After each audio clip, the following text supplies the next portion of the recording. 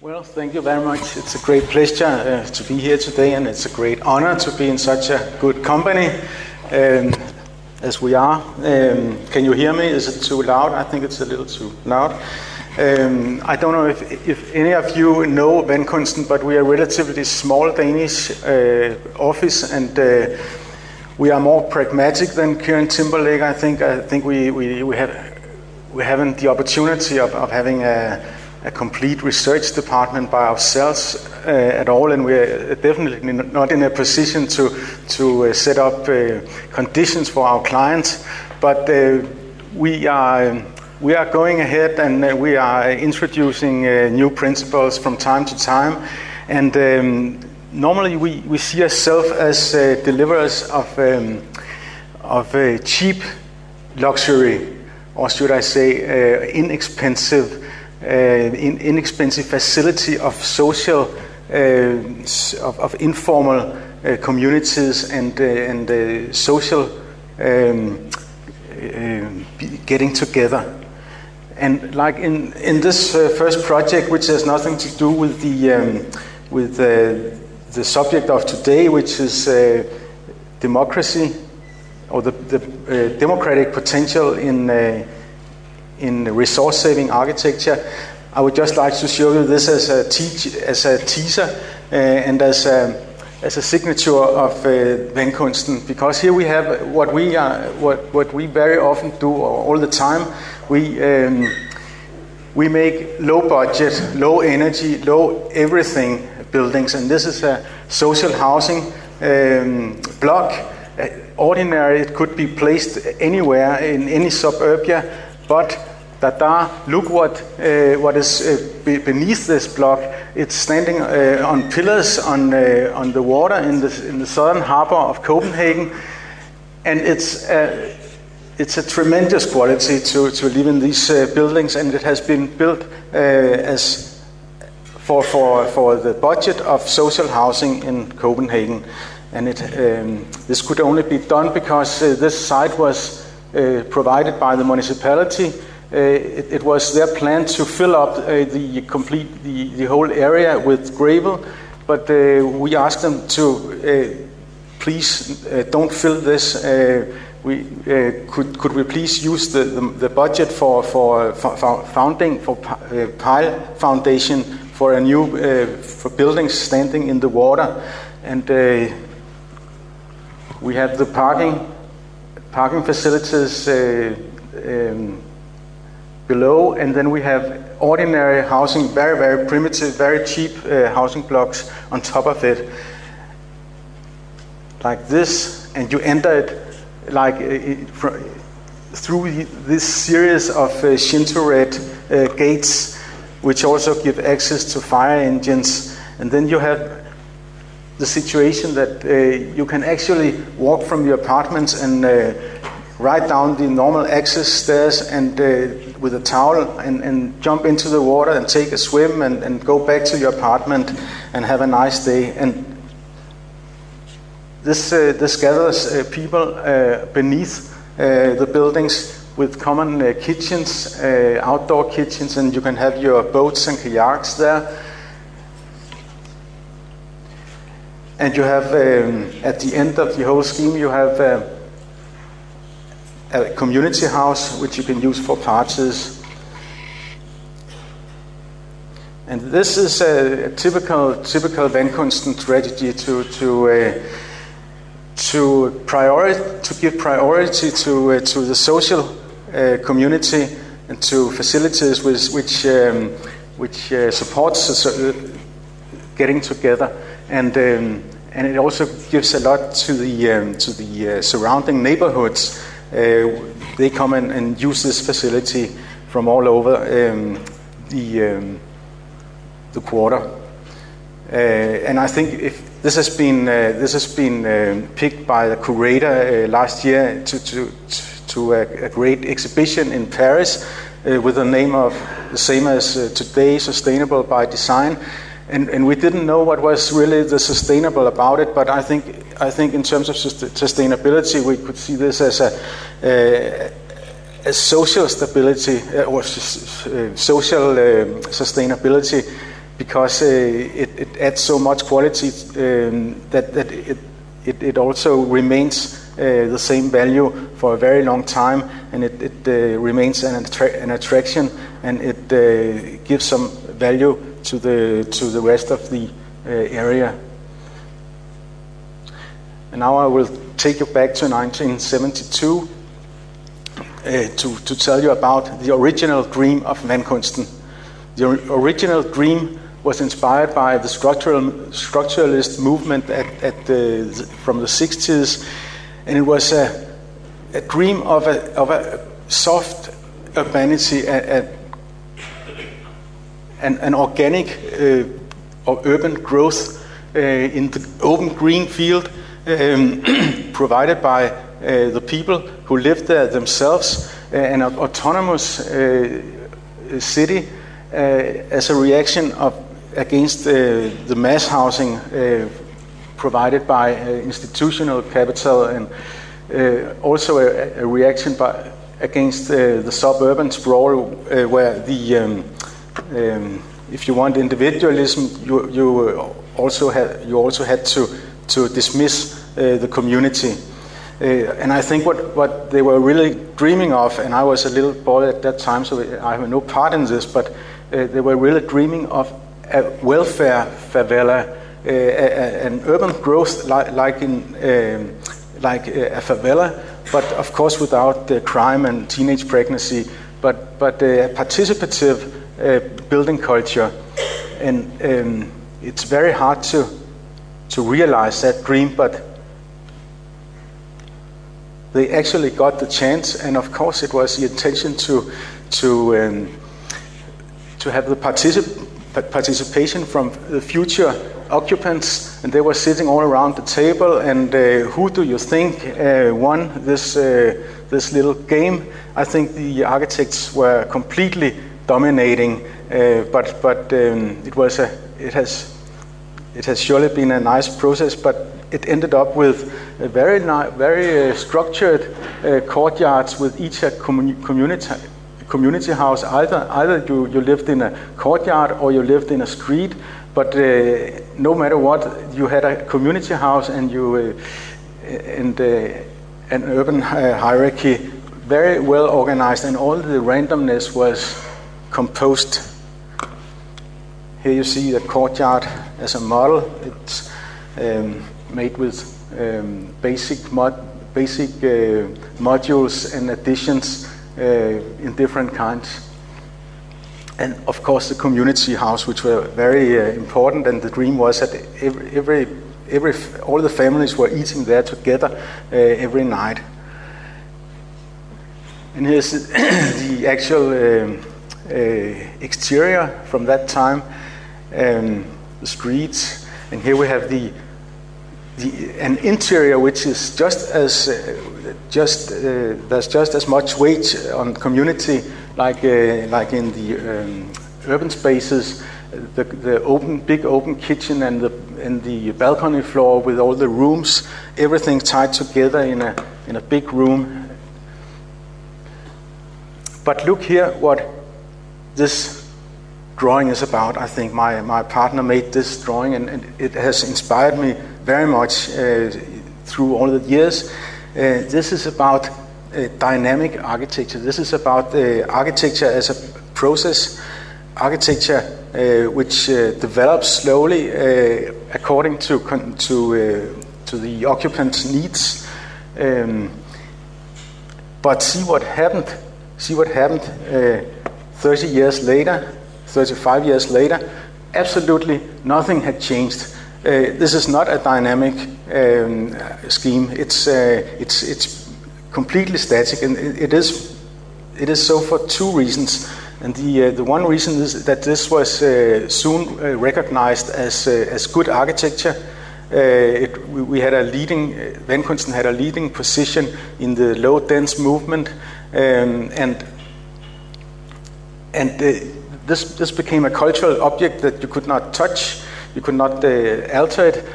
But that was not the only reason. The main reason is probably that, and you can see it here, the building system, it does not permit changes.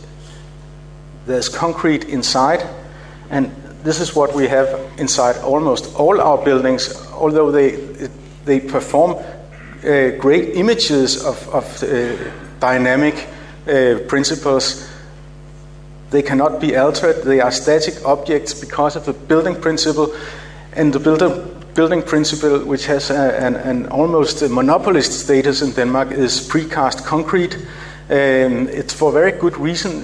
It has become an institution in Denmark because it actually solved the problems in the post-war period when we had a lack of homes and we had a lack of skilled laborers, and there was a strong governmental support of the concrete industry, and it was very effective, but it has not innovated for 50 years now.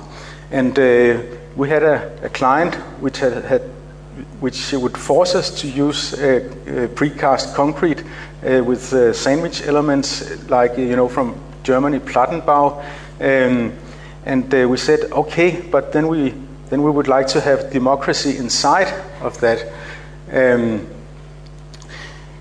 Because this precast system, as you probably know, it's a wet system.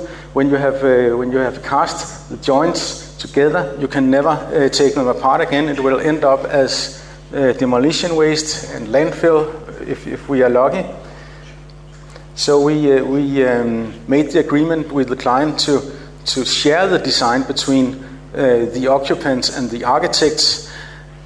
And we took care of the facades, and the occupants took care of the interior walls. And this was we just made a very simple cell-like standard apartment with a prefab bathroom in the middle and a minimal kitchen. And then we proved that we could make the standard accommodation of such an apartment. And after having done that, we asked all our staff members to draw to make an apartment to themselves according to their individual needs. And it became a very interesting exercise. No one wanted the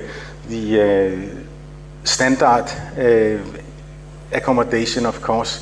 Everyone had an individual choice, and this was used in the sales work. The real estate agent used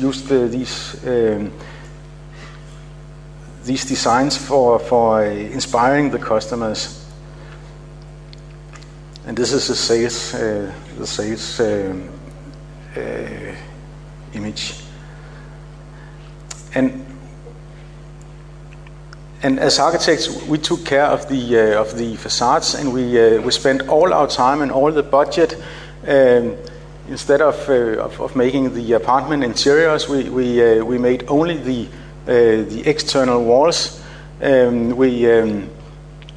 It's a sandwich system, and to avoid the Plattenbau, the Plattenbau atmosphere, which is due to the crossing sealants, we gave the internal panel another geometry than the external panel, and they were fitted together on site like a jigsaw puzzle in a jigsaw puzzle pattern.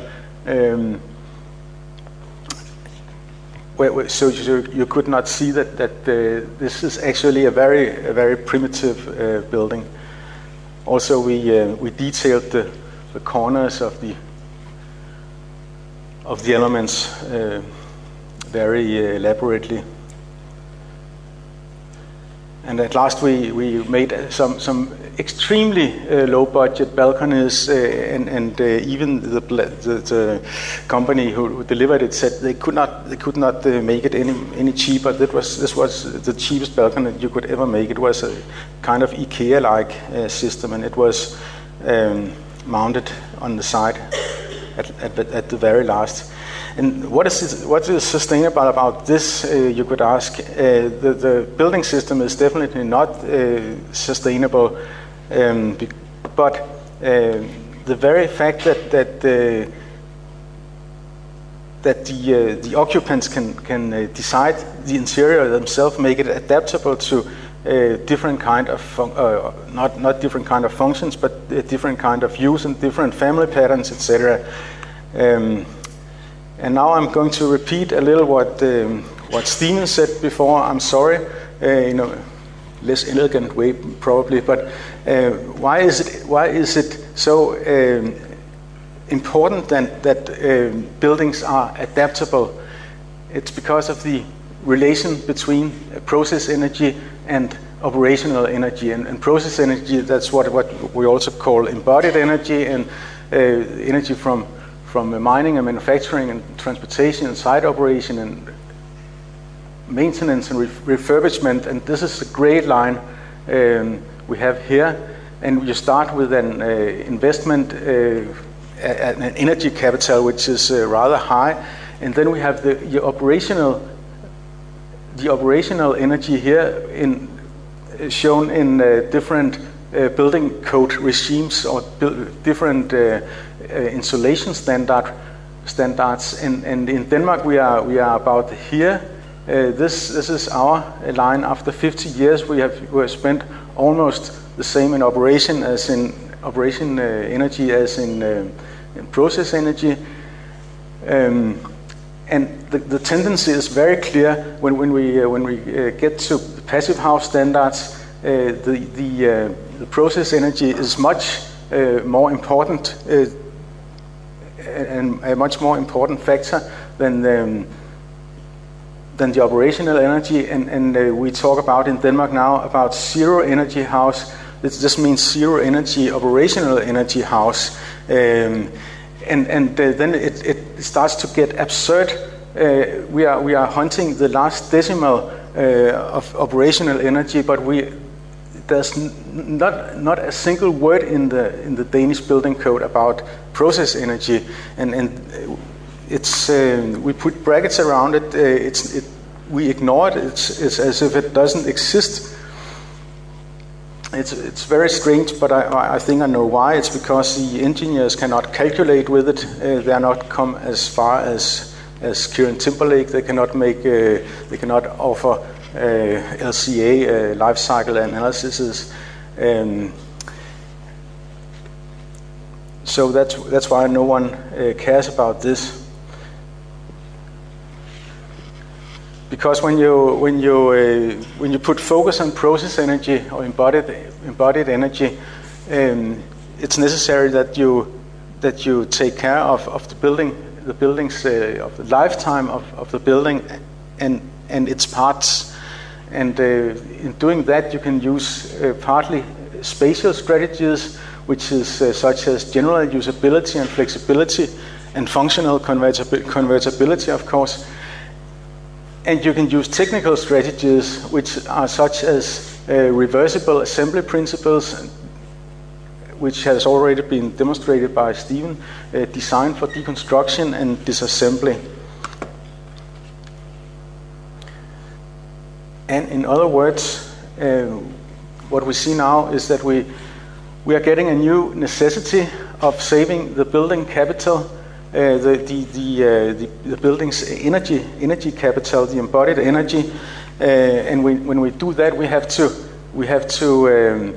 develop new methods, and when we such as design for deconstruction, and when we develop new methods, we get the potential for obtaining new qualities, and as Stephen already has pointed towards, we have a huge tectonic potential.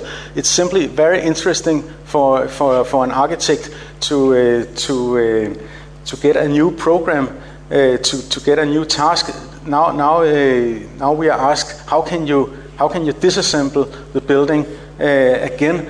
Well, it opens up a lot of design opportunity, which is very interesting seen from a professional point of view.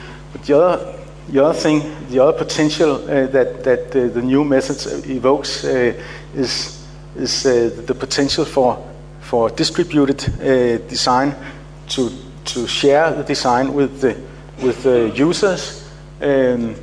This is my favorite example, which is unfortunately not a project of ours, but it's Aravena's wonderful project in Chile, where the architects make the strict first stage, and then comes the occupants and make the rest of it, and the vibration between those two elements are wonderful.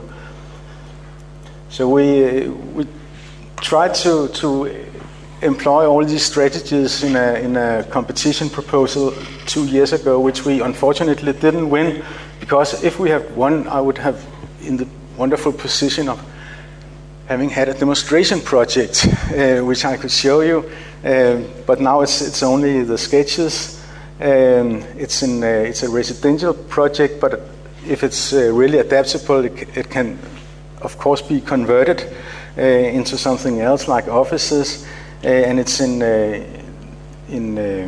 north of Denmark, a beautiful place in Aalborg, at the harbor. And we didn't make the general shape. It was already fixed in the local plan, but we had a warehouse typology which we used for a tower and a block, and we had a common entrance, and we had a common roof garden, and common localities at the bottom. And this was a competition about making energy neutral residential building, and by energy neutrality, you only meant operational energy. So of course we employed all the passive strategies, like high insulation and air tightness and heat recovering systems, but we also supplied with something I do not believe too much in, wind turbines and solar cells and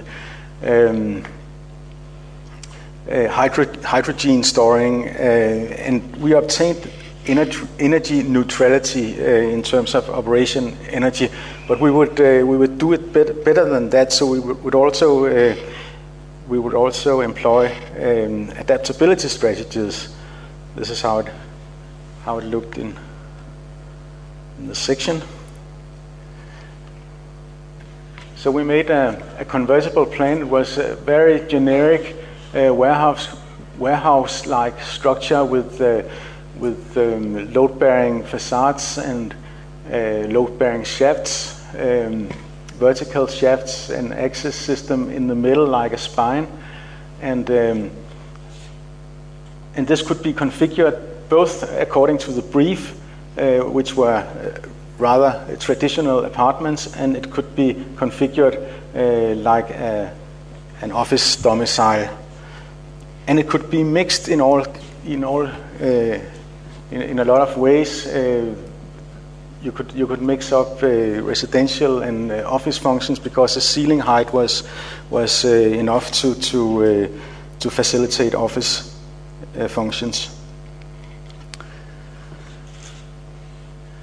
And technically, we tried to make use of this system that you probably know from Stewart Brand, to see the building as a system of layers with different life cycle.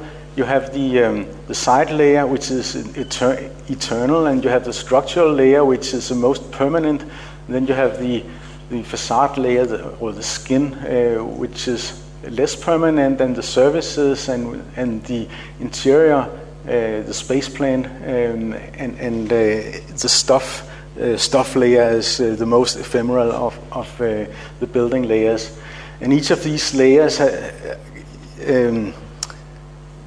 has different life cycles, and you can also perceive life cycles in different ways. Like an economic life cycle, which is very short, and the functional life cycle, which is a little bit longer, and a technical life cycle, which is probably even longer, and a social life cycle, which should be as long as possible, because otherwise you have made an ugly house, which people cannot relate to. And we try to be consequent in layering this building, and the structural part was concrete, because we were in Denmark, so we knew we couldn't use any other structural system, but we tried to minimize it in the facades, and the interior walls were not concrete, but to make as big gaps in the facade as possible, and then to add on some less heavy, some panel layer which was insulated in cross-laminated wood. And then came a lot of applications, window elements, and the sunscreen and balconies, and this could be all these layers could all be separated by means of small intermediary consoles made of non-heat conducting material such as fiberglass, and they were put together like this, and from the inside you would be able to see this layering. So it was also a kind of architectural articulation of the adaptability principle. And from the outside, you would hopefully get the impression, if you put up a camera and took a picture each year, we would, as architect, we would leave it like this, and then would the occupants take over, and it would be a living organism, this building, through times, and something would happen to it, and we would like that very much to happen, because it would be more and more interesting, more and more beautiful, because the architects just had initiated a visual game, and then was it made finished by the occupants, and that was our hottest vision, to as architects to create open works where we just imagine some scenarios, but we don't know how it will end. But perhaps the most interesting thing about this project is that we started to employ a new tool for analyzing our projects, and I've used that later. It's an assembly diagram which secures that the layers are or the building parts are ordered hierarchically according to the building layers, and that means that you can change different elements without interfering in the other layers. So here we have the structural parts, and here we have the accommodation parts and the envelope, and here we have the surface parts. And these boxes we have put some places that's where we could collect building parts into chunks inspired by Current Timberlake, to be sub delivery to the project, and look how hierarchically ordered this structure is. I put this is a concrete building to compare with, where every element is integrated, and you cannot remove one single element from this without the whole structure has to be demolished or disturbed.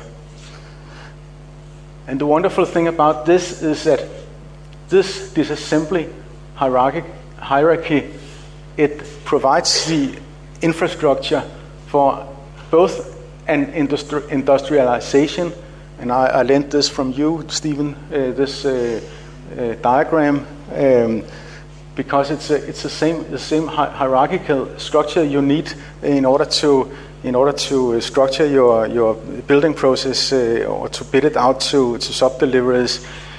But it also provides the infrastructure for a configurability system, so you can decide who should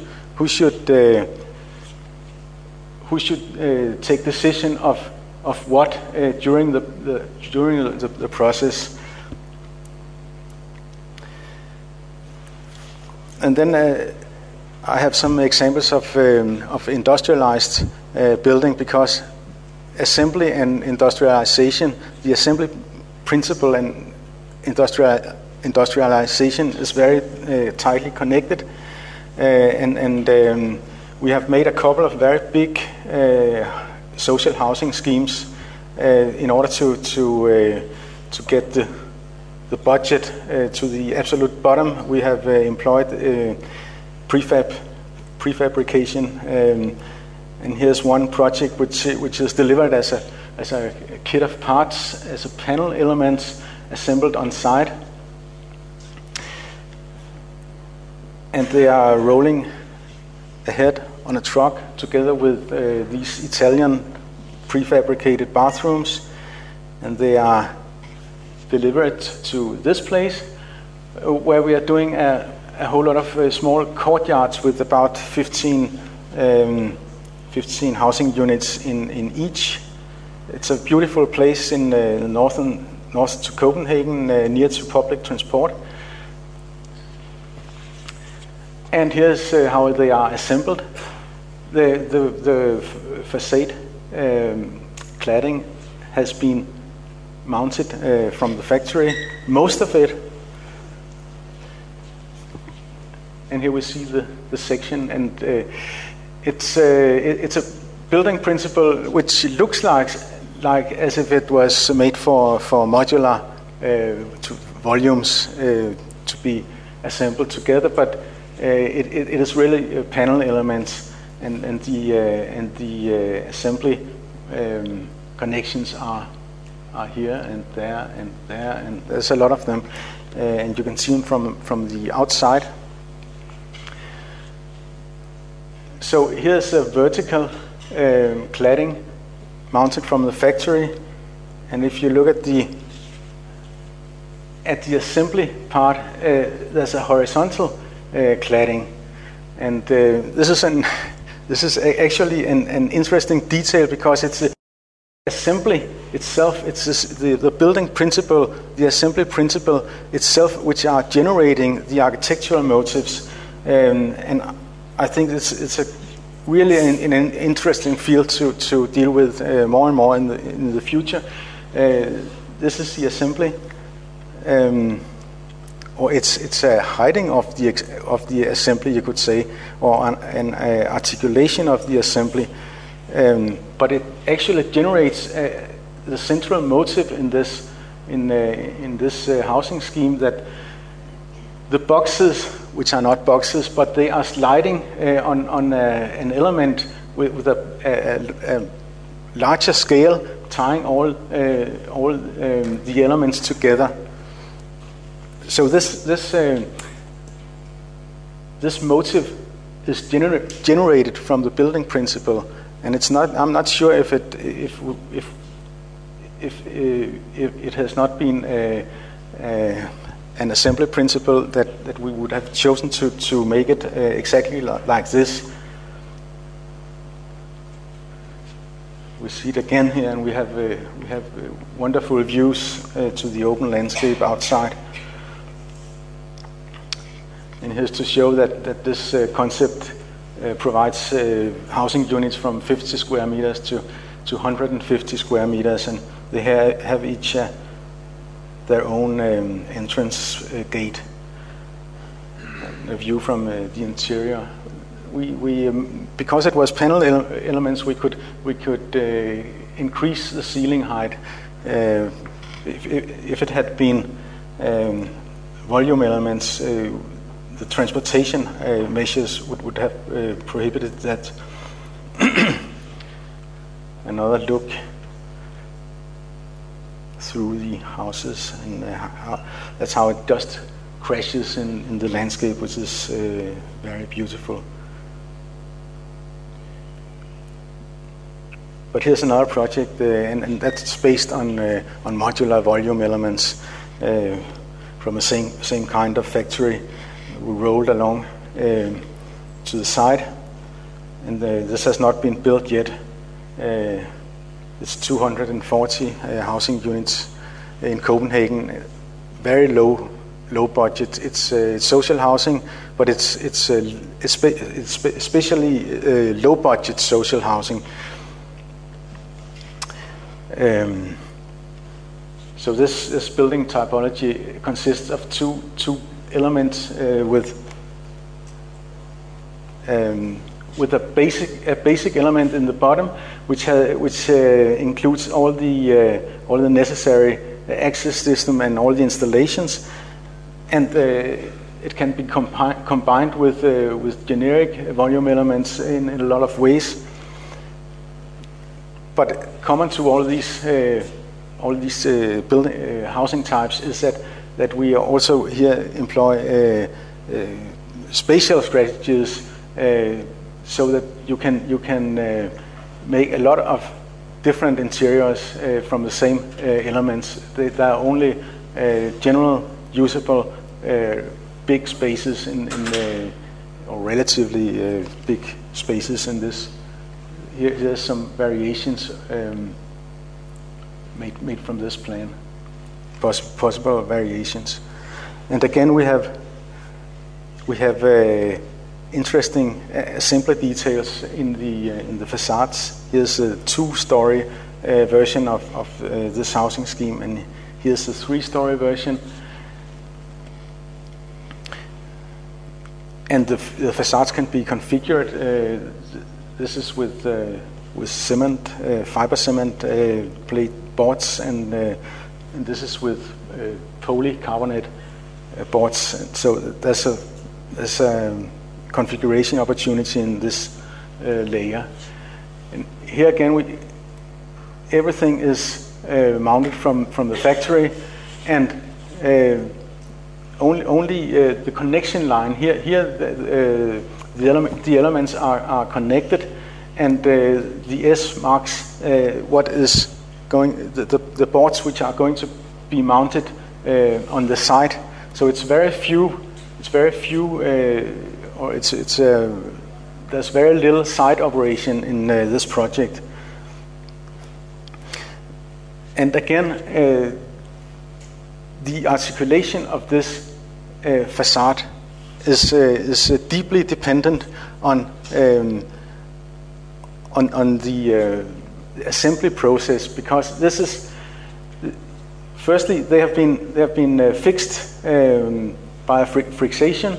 The boards are not penetrated like we're used to, and they are just squeezed together with a screw, and that means that they can be refurbished. They can just be flipped, taken off. It's very easy to mount, and it's also very easy to dismount or disassembly, and you can flip it, and you have a clean surface. On the other side, you can use again, or if the edge crumbles, you can turn the board and have the crumpled side up here. And after, if it has been all ugly, all the plate, you can sell it for on eBay for pigsties or something. You can they have a really long lifetime, and also it's this tilting of the board is a result of the working process. The construction worker, when he's pushing this board up, he has his hands are here. So I know it's a very small detail, but it's a demonstration of which tectonic potential it evokes when we are working with disassembly, and we can do it more or less ambitious, and our clients are different. But we are starting with small details, and it's just to say something about the importance of transforming, the importance of reuse, and here's a transformation of an old naval shipyard in Copenhagen, which has been transformed to houses, to residential area, not by prefabrication this time, except for the balconies, but everything is. This was going to be demolished, but our client and we suggested that it was transformed instead. We put the balconies between the columns, and this is a built-in parking places.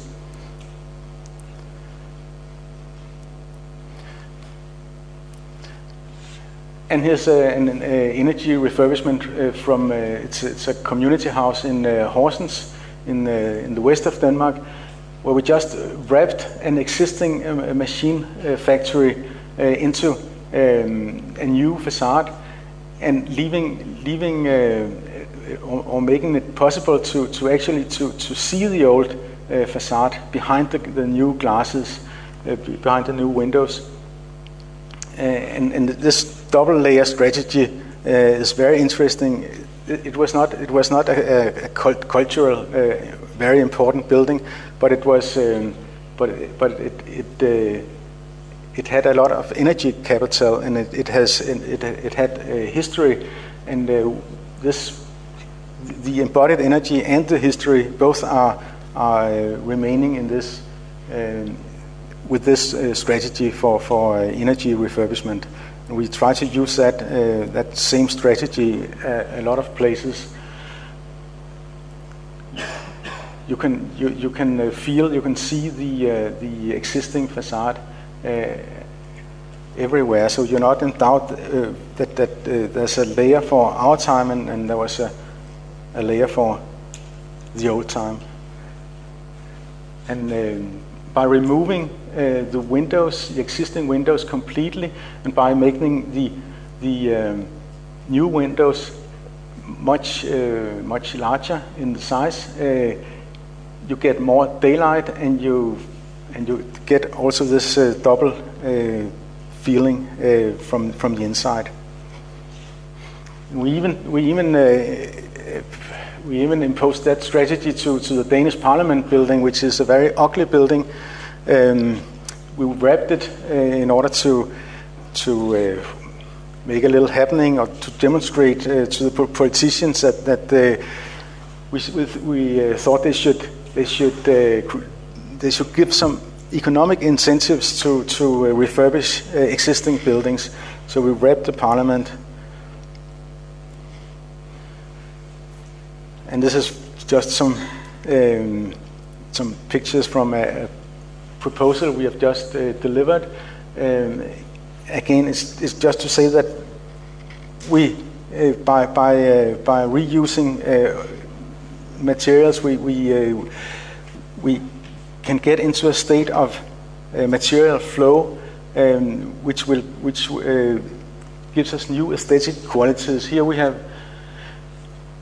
a concrete element from a demolished buildings, which are built in new CO2 neutral wooden construction, and the thought was just to leave it like this, because it's very beautiful, and when you're a photographer, it's easy to find those motives, and it's very easy to see the beauty when you're a photographer, but it would be nice if it was just as easy as an architect to predict or to value this kind of aesthetic. So back again to the favela. Our hottest vision is a democratic building culture with a free material flow. But please, an industrial favela with assembly principles provided by the industry and with the ability to be changed by the occupants. Thank you very much.